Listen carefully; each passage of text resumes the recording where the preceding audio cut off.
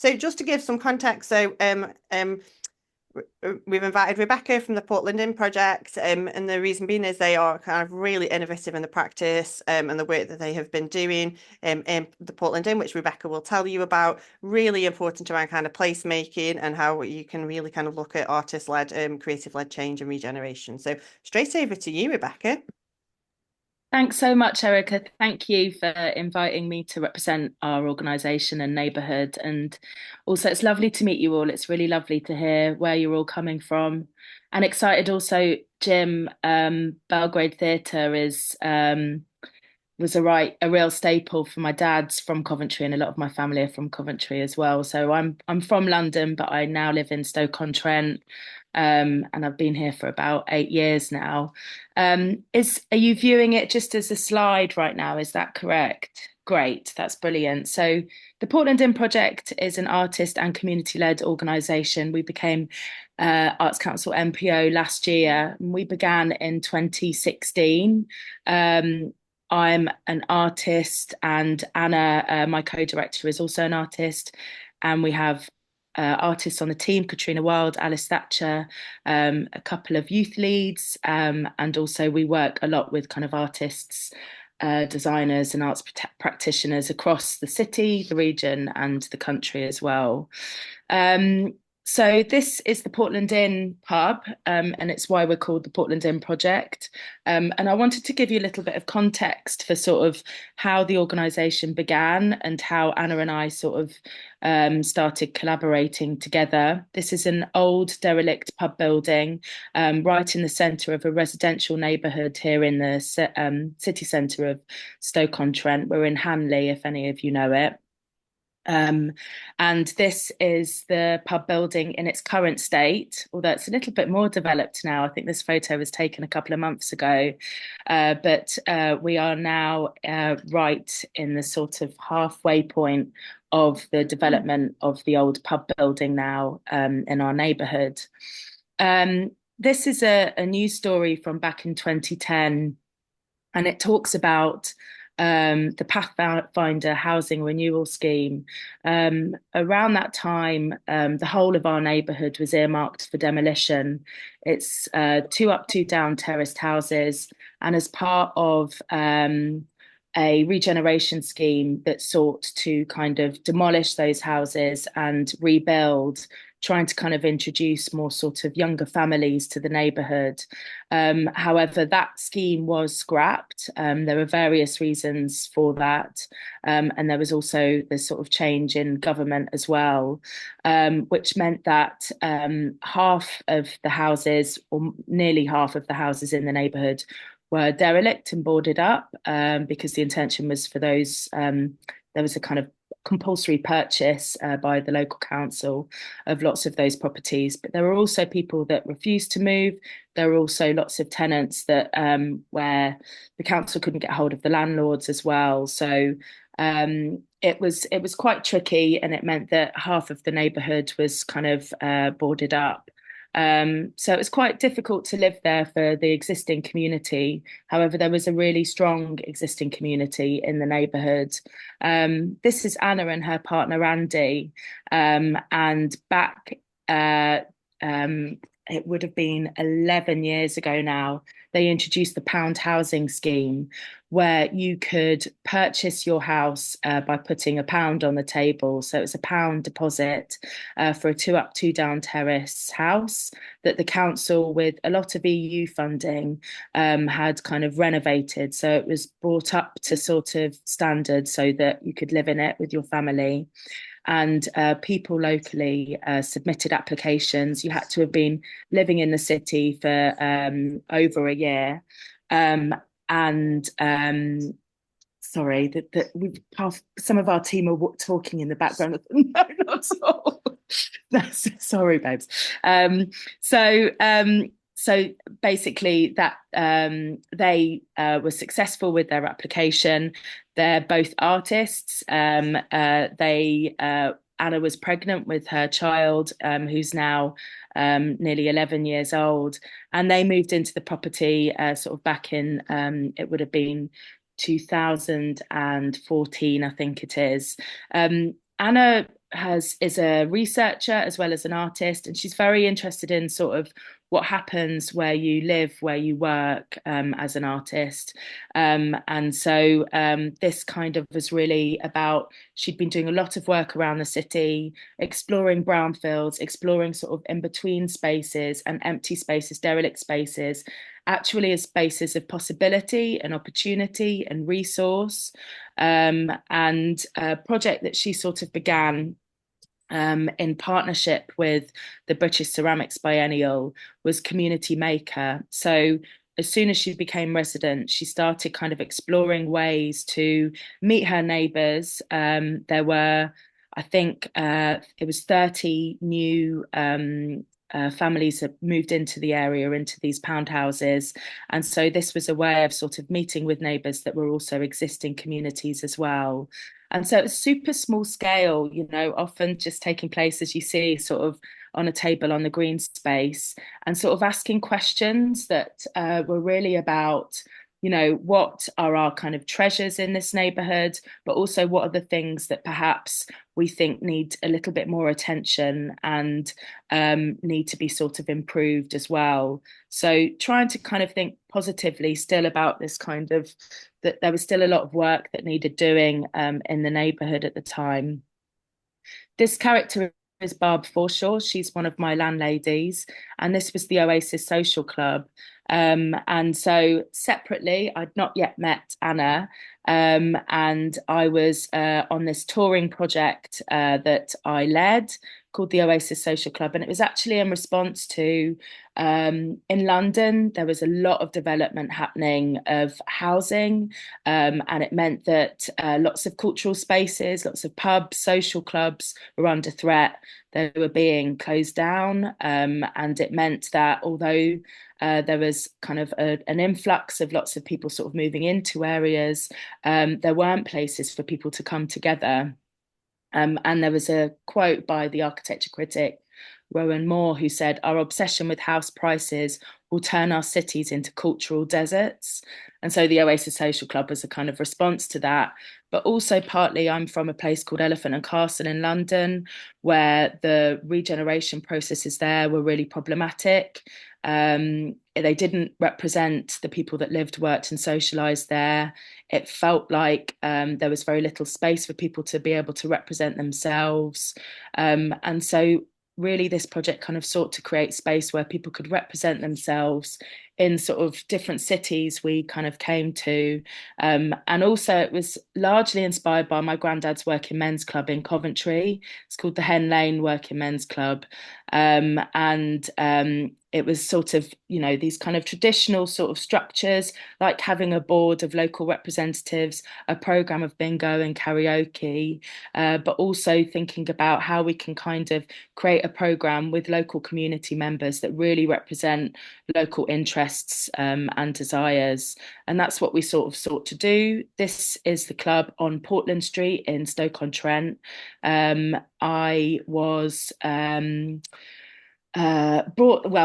Gemma from Appetite invited me to come to Stoke-on-Trent, and speaking with neighbours in the Portland Street neighbourhood, people were really wanting a kind of space to come together. So temporarily we did that. And then I played this landlady character. And the idea behind the landlady is it's these women that are often the kind of glue in lots of communities that make sure everybody's having a really good time, but also you wouldn't cross them, and they always make sure that the local authority is sort of held to account for bad practice. So, and I think that those women are hugely inspiring, and so I wanted to kind of embody those women as well. And that was a kind of quite a collaborative process. We drew up a manifesto, and particularly in Portland Street, and this was us delivering that manifesto with the community panel of local representatives. And it basically outlined that with this influx of new community members through the pound housing scheme in Portland Street, even though there was a really strong existing community, it created a kind of tension, and that people wanted a space to come together to kind of work through those tensions as well. Oh no, wait, there's something's updating on my computer. Right. And Anna's project Community Maker came to a very similar sort of conclusion. Locally, people wanted a place to come together. A year later in 2016, so the Oasis Social Club was here in 2015, the council called me up and also got in touch with Anna and said, look, we've read your manifesto. We've also seen the outcomes of Anna's project as well. Would you be interested in taking over that pub building temporarily in 2016? So we applied for the small pot of funding at the time from Arts Council project grant, and wrote it together remotely. And also there were some interesting phone conversations as well. We'd only met one another a few times at that point, and I'd come up a few times as well to kind of develop this idea of a kind of test bed project from the building where we could kind of host lots of activity and figure out really if people did want the pub building, and then kind of figure out what on earth would happen next. So we sort of went in quite kind of deep, but we were really led by questions and never assumed that people wanted the pub building. And I think the first question that we asked as part of that program was, do we want the pub building? And then the next week was, if we want the pub building, where do we see ourselves in that building? So it's really important as artists never to make assumptions. And also Anna's a resident as well, and I am now too in the neighbourhood, but just, you know, it's to be led by the questions. I think is really important, that we're kind of researching this together and figuring it out together. And also it was a steep learning curve, I think, from the start. So this was one event which was literally planning a community business development plan for people who had never planned a business development before. So it was just kind of like, just, you know, holding our hands up and going, look, we're also on this learning curve with community members, and sort of opening up that space for sort of questioning and figuring that out together. Part of my practice is illustration, and I really care about sort of visual communication and visual storytelling. And I think that that slowly has become quite an important part of what we do on the Portland Inn Project. So the storytelling, I think, is kind of a core part of our journey, and sort of how we're kind of involving people on this journey, but also how we're telling our story outside of this sort of very small kind of neighborhood, and sort of beyond that really. And so often I work with kind of, I've worked with illustration historically to kind of, you know, involve people, welcome people, but also communicate kind of what's going on and be very clear about what we're doing. In 2018, the pub building was no longer accessible. There was a massive hole in the roof. Water was getting in. There were pigeons in the roof as well. And so we started kind of building our own kind of temporary spaces in front of the pub building. This particular build was a co-build, actually, done with architects practice Baxendale. They'd done some brilliant projects before. We were really interested in working with them, particularly in sort of involving neighbours in building this space, which was the floor, the sort of footing of the space was to represent the exact dimensions of what we imagined might be our future workshop space in the pub building. And so we tested lots of kind of, again, different activities and a programme from this space, and then had a big kind of celebration at the end of it. And then this actual architectural plan was submitted to the REBA Journal, and won, or was shortlisted. It didn't win the Architecture for Common Good McEwen Award. And we were on the front cover of the REBA Journal, which was kind of mind-blowing as a really small sort of artist-led and community-led project, that where we were still sort of relying on project grant funding. That sort of same year, building that temporary space led us to kind of developing this space. Pickle actually donated this shipping container. So the organisation that Erica is also chair of. And Erica, this was quite an important moment for us. So Creative Civic Change was some funding that we applied to. We were quite, you know, the project grant funding as artists is very precarious. you put a lot of time and effort, and you'll all know this from the artists that you work with as well, a lot of time and effort into those applications, but it's a big risk if you don't get it. And obviously, there's a lot of kind of voluntary time spent on writing those applications if you're not in an organisation, which we weren't yet, we were still a project. Creative Civic Change funding was a combination of lottery, Gulbenkian Foundation, and Esme Fairbairn, and it was a multi-year funding, so it was 3-year fund, and I think it was £200,000, which was huge for us at the time. And across 3 years, we did so much with that, and actually that sort of helped us develop from a project into an organisation. We'd become a CIC, a community interest company, but actually this was really kind of the kind of longer term sort of sustained funding that meant that we could grow a team. We were still sort of operating kind of freelance as well. And eventually that has led to payroll in the last couple of years, which is really huge. But it also meant that we could adapt the shipping container space, and we could start running from this space in a semi-permanent way. We got an electricity connection, but the water, you'll see the sink in this picture, is run off a hose that comes out the back of Anna's yard, and that's how we still operate. So this is a really vital space for us. Yes, it's a shipping container, but it's a very important space that is really valued now in the community. It's called the Pippin, and it's where we run a very ambitious summer program each year. And it meant also that we could start to have more of a rhythm and have regular activity. So a weekly youth club, and then we could also develop a community panel, and community decision making has also become a really core part of really how we sort of develop our program, and how we kind of remain super sort of representative and responsive to our context. And so this was the summer program in 2020. This was just after lockdown. And I think that that was the first time that we recognised the importance of the space as a kind of outdoor classroom as well, and an alternative space for learning. And this was really interesting because lots of the kids hadn't been in school for a long time because of lockdown.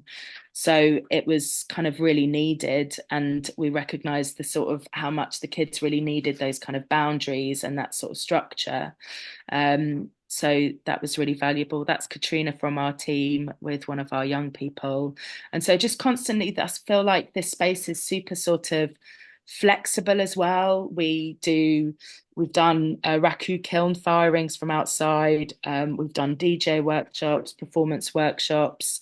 There's a high level of food poverty in our neighbourhood, sadly, but locally people didn't want a food bank. And so developing our food programme became very important as a sort of space for, preparing to cook, cooking together, eating, talking about the source of that food, but also it being super sort of feeling quite empowering, and a sort of social activity as well. We've worked with kind of architects as well to build further temporary spaces. This was literally just sort of plastic sheeting that we got from a local factory, and then it's got a fan at the end of it, so it's a kind of beautiful sort of blown up temporary space that we had one summer as well, that was created with our young people. And things like street parties as well, just so it's kind of, those community get-togethers are really, really vital. And food, and our food programme is often a really important part of that. This was when Andy Oliver's Fabulous Feasts came to the street. So we were really lucky. The BBC got in touch with us, or a production company got in touch with us, said that they were really interested in making one of their episodes with Andy Oliver, a kind of in Stoke-on-Trent, and having a focus on our organisation and our neighbourhood. And that was a really brilliant sort of platform for us to kind of share the work, but also see our city in a really positive light, and our neighbourhood as well, which historically in the media has been represented really badly, and really sort of perpetuates a kind of negative stereotype that we feel like as residents, as artists, and as an organisation can be really harmful. And so I'm not a huge fan of our local rag, the Sentinel, for that reason. Erica, I don't know if you agree, but that's something that we're constantly kind of championing, is the sort of it's really important to get that kind of balance. We recognise there are lots of challenges in our neighbourhood, but that's also very systemic. It's been marginalised for a long, long time in terms of decision making and policy that affects the way we live and socialise. And I could go on about that, but yeah, it's sort of our organisation and the way that we're sort of telling our story and creating space for neighbours, young and old, to represent themselves is really, really important in that. I just wanted to show this example, is our Portland pigeon. And it was our first product from our kind of growing social enterprise. And this was a response to a sort of a challenge. And this is, I think, where like we as artists really make the most of kind of how inventive and resourceful we can be in collaboration with our neighbours. So there was a big hole in the roof. It was recognised that it needed fixed, but ideally it needed a ridge tile on it. But we thought that this could be a really beautiful creative project where we developed a pigeon ridge tile with neighbours to cover the hole in the roof. And then we sort of developed it into this product that we could then sell as part of our social enterprise. The product now is, the project rather, is kind of led by Alice Thatcher on our team. She's a ceramic artist. And weekly, she comes together with Pigeon Club. It's largely local women who have developed skills in ceramic making, and they are now our kind of production team on the pigeon. The pigeon has this sort of symbol as well. Like locally, there's a real sort of love of pigeons. You get pigeon fanciers, and there's one even at the back of my yard. There's a guy that has pigeons and talks to them in his yard. But also just that kind of dual symbol of you know, some people see pigeons as kind of vermin and pests, but others recognise historically they're working birds that have travelled great distances to fly home. And I think for us, it's that, like I was just mentioning about the kind of challenging the negative stigma and recognising the kind of balance and sort of seeing things through a different kind of light and from a different perspective. And then just also like the opportunity then that projects like this present, like every sort of point is a kind of creative project. So the packaging also, we did a call out for a graphic designer to develop a typeface with our youth club and a visual identity for the product as well. So this packaging, the visual identity is made with our young people, and then it was screen printed on the street as well. So that's one of our young people pulling a print, and that's the packaging that we use for the pigeons as well. We're now developing the fern brick. So this is them being sort of prototyped on the street as well. And this is lots of our sort of youth club too, who did a project recently with an illustrator, Kidder Kinsey. Right, so how much longer have I got? It's maybe like another 5? How much longer, Erica? 5-10 minutes? Yeah, crack on. And then Yeah, questions so we can have a questions at the chat. end. Yeah. Yeah. Great. So the neighborhood workshop is a sort of recent kind of umbrella, I think, a really helpful umbrella for lots of the work that we do.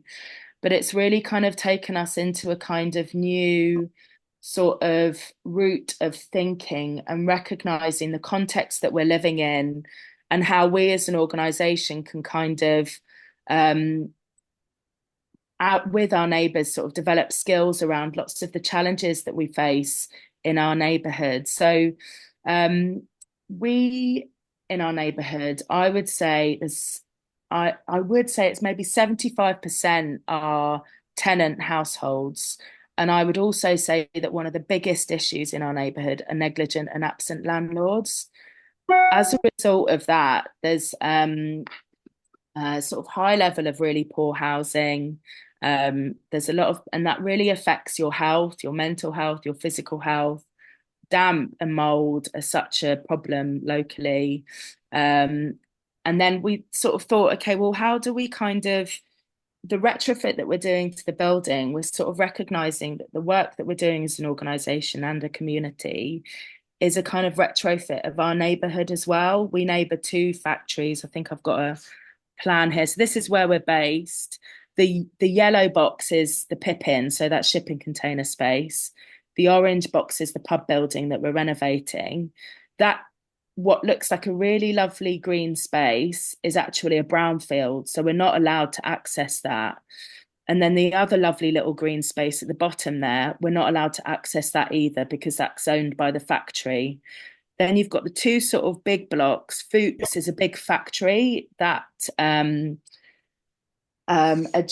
sort of it ejects lots of kind of bad smells that we're sort of analysing at the moment. We think that there are sort of high levels of air pollutants coming from that factory.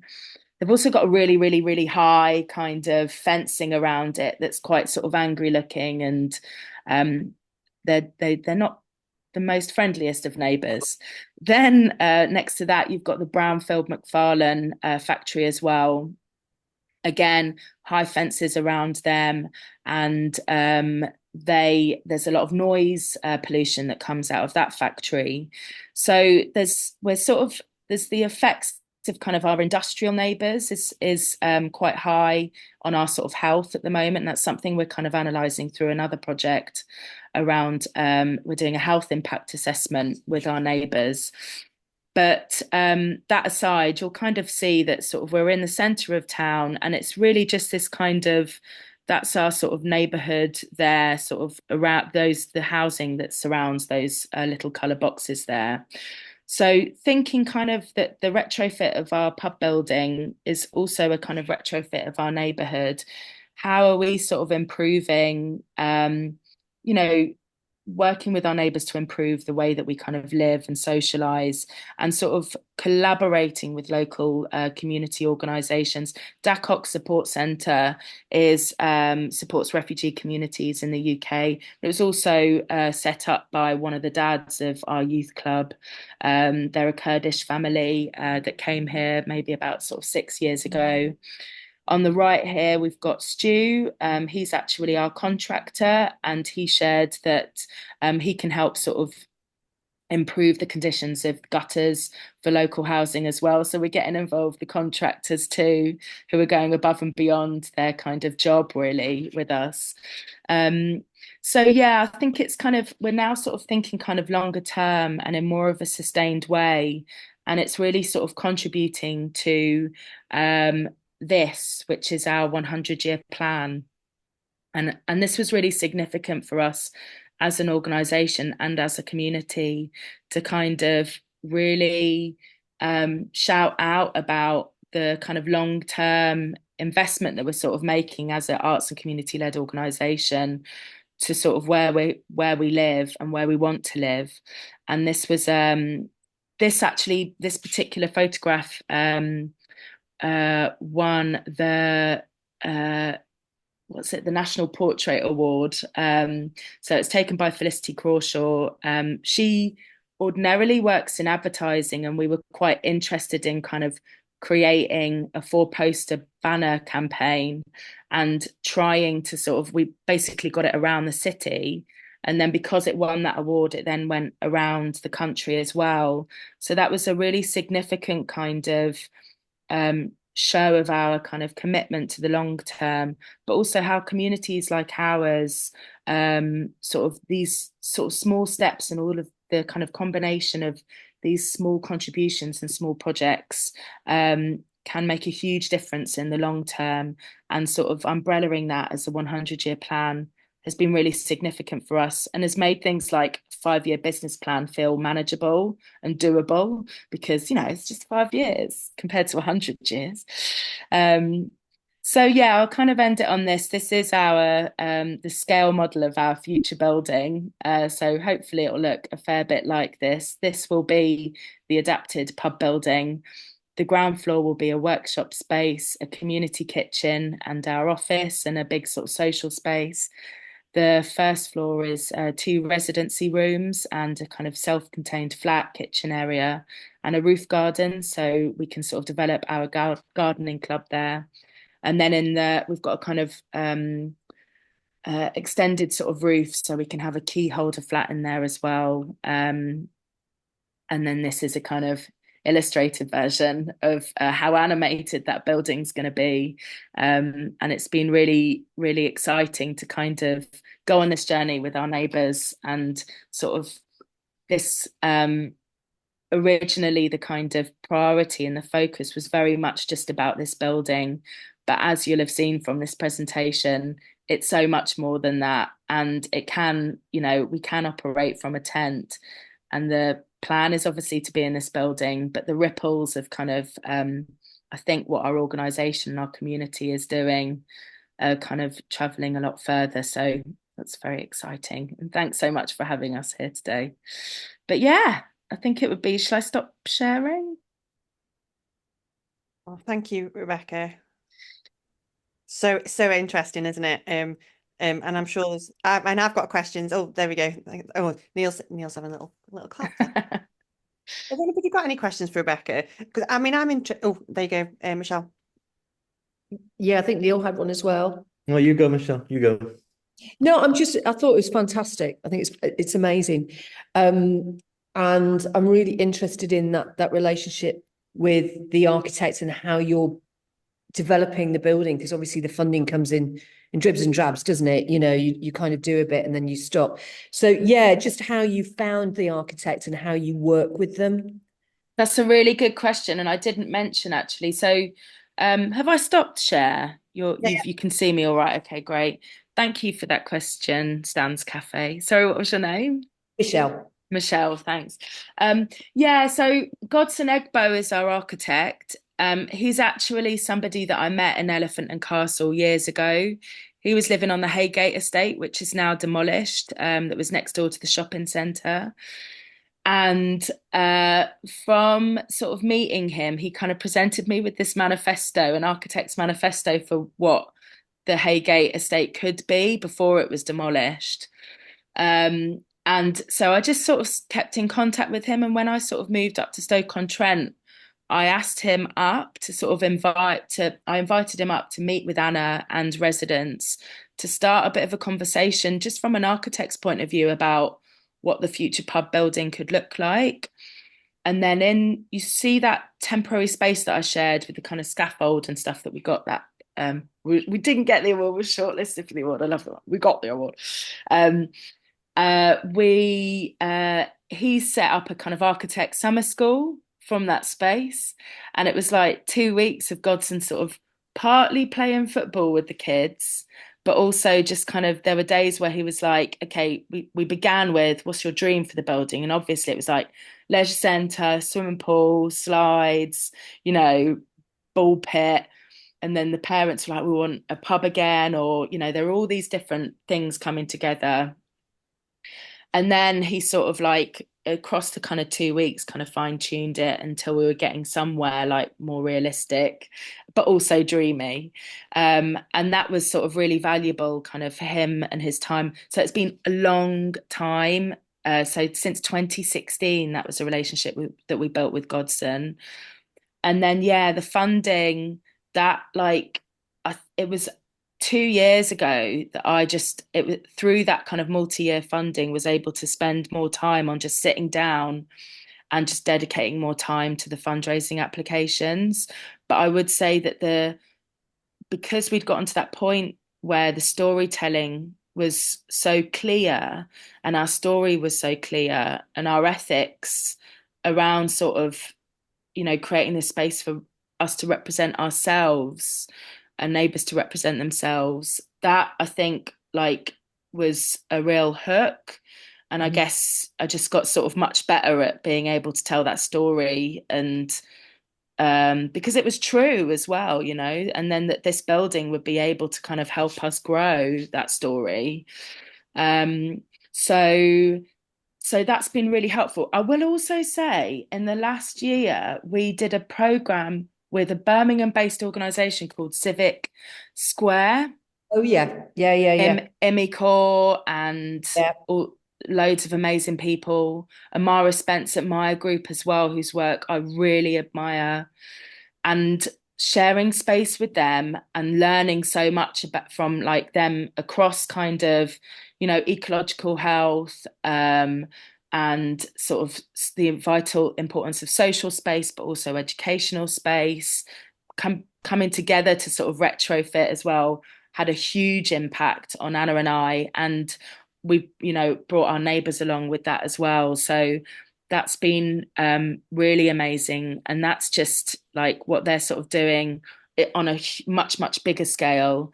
Has been a real sort of helpful education for us and brought us together with a kind of network of sort of experts and mentors that have helped us on the ground here as well, I think, in terms of our thinking and the way that we approach things. And I would say that that really informed the neighbourhood workshop and sort of, yeah, just helped us kind of, bring that together, really, program that. So I hope that sort of answers your question. But yeah, the fundraising thing is just sort of ongoing, and also at times it's so important to do, but then I heard this phrase mission drift, where where you're sort of so focused on the sort of application that actually being on the street and like being a neighbor to my neighbors and listening and sort of being an artist at times had to fall by the wayside. And so I've just learnt better to kind of delegate rather, and outsource some experts who will do it way much quicker than I will, even if it's just for a couple of days, who just get the project and are like hype people. That really helps. Yeah. No, Thanks for your question. That's brilliant. Thank you. Neil. Yeah, that was brilliant. Thank you. It was so interesting and brilliant what you're doing. I wondered if I lived in Leeds for a while and worked in Leeds and did some work with Alan Lane. Do you know Alan and the Holbeck Working Men's Club? Oh, I know of Holbeck Working Men's Club. Yeah, Yeah. well, it was Alan. Slung Low was his company, and they kind of took over the running of the oldest working men's club in Britain, I think it was. And I mean, Alan, you probably know Alan Michelle as well. I mean, Alan's a bit of a character and he tells his own story very brilliantly, sometimes too brilliantly, but he was really interested about the challenges as well of going into that community and as an artist and trying to kind of be both a community facility and an artist as well. And he was really interested about the tensions of sometimes like all they really want is they just want us to do bingo in their club. Whereas we want to do so much more than that. And I just wondered if you get those tensions sometimes between what's the community reality of wanting better food provision, wanting better housing provision, with the struggle of also being an artist and trying to almost have an artistic kind of drive as well behind that. Yeah, thank you for that question. That's really, I really appreciate that, because I talk a lot about it's really, so historically at Elephant and Castle, I think I got myself into a few tricky situations where I was it was really early on in my career and I just really cared, it's where I was from, and a sort of the questions that I was asking and stuff, that the social practice was way more than the art practice, I think. And I was making a rob for my own back there, I think. And I learned a lot from that experience because I found that developers and local authorities often sort of exploited that. But I learned a lot from that, and that was very interesting. I think here it's been really important to be very clear about where our job stops and the job of local services begins, because there are a lot of challenges. And I feel like in our neighbourhood, as soon as there's a cut to any services, we feel it immediately in our neighbourhood. And that's across like housing, environment, social care, so that sort of, we've got that community panel, right? But then those sort of partnerships with local services across all of those sort of services in the council, but agencies and policing as well, it's very challenging sometimes, those partnerships, because it requires a lot of work and patience. And sometimes they're just like, we just can't do this because there was 20 of us and now there's 2 of us, right? But the louder that we are as an arts and community organisation, the more that we can kind of use our platform to shout about those injustices socially and environmentally, the more kind of it feels like fruitful those kind of partnerships become with services. And just, yeah, sort of recognizing that, like, we might be the experts of where we sort of live and work, but we're not experts across various fields of sort of obviously social care and safety. Actually, the summer program this year was quite testing, because there was, riots just up the road, and safeguarding was just at the forefront of my mind, because we're sort of operating from a space that is outdoors and we work a lot with kids, and what was happening was really unsafe and I was really worried. And so that's going to be that became a priority, kind of safeguarding, and radical safeguarding I'm looking into, which is sort of foregrounding care and support rather than prevention from the scary and the SHIT. Sorry. But so, yeah, I think, sorry, there's lots of kind of things here in response to your question. And then when it comes to sort of programming and having that sort of balance of, because I love the bingo and I love karaoke, but it's kind of, yeah, that kind of balance of those things, but also the kind of info shops and things like having the gutter doctor, that's when those partnerships become really important, because actually we get housing in to do an info shop around the mold as well. But yeah, I think it's really also brilliant when there's kind of artist intervention around those themes as well.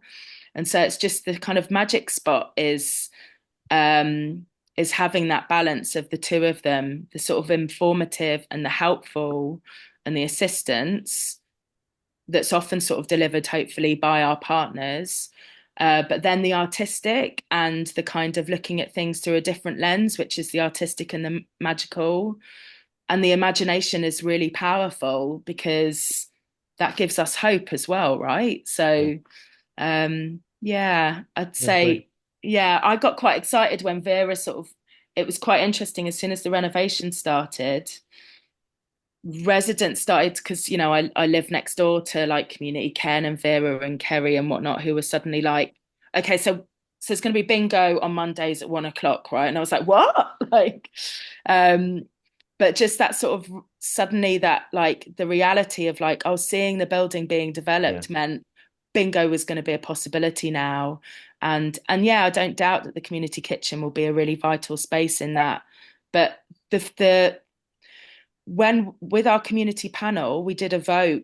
It was offered locally if we wanted a food bank, and residents didn't want a food bank in our neighbourhoods. There's one, that's a sort of 15-minute walking distance from us. But locally, residents wanted a programme, an educational programme around food, and a different sort of access point to food that wasn't a handout. Yeah.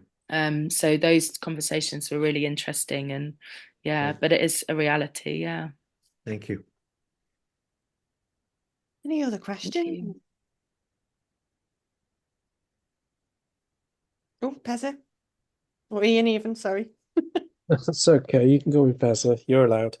I was just gonna say it was just actually really wonderful to hear the story. Yeah, so much going on in there. It's amazing. But my quick question is the 100-year plan available to read?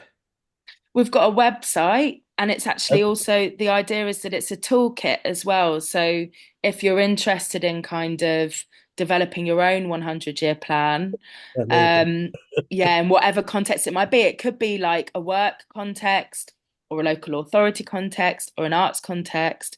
It's the 100yearplan.com. .com. And right, okay.